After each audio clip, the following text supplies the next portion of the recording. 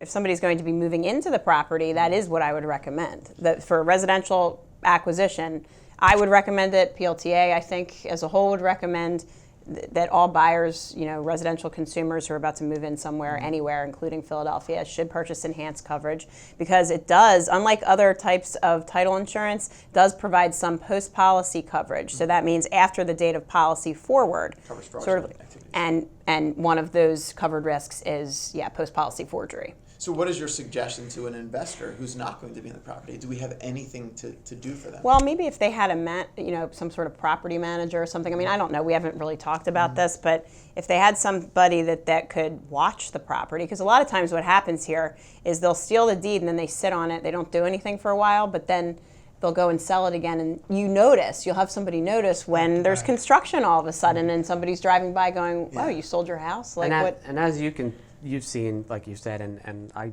review these all day long, and I'm sure Lisa does too. The great majority of these forgeries, these people are looking for people that are deceased and deeds that are 40, 50 years back in the chain. I can't really recall seeing much, if any, of them going after recently recorded deeds.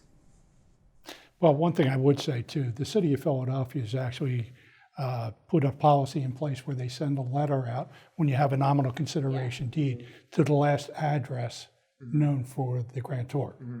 So they are taking that step. That only advises them that there's been a deed recorded. Now you've got to go get that deed erased. But it's a lot easier to do that when within a couple of months than 2 years. Well, and the deed, if the deed that's being insured is the forged deed, then that's covered under a standard policy. It's just that if it's a future forgery, so if you're talking about an investor, okay.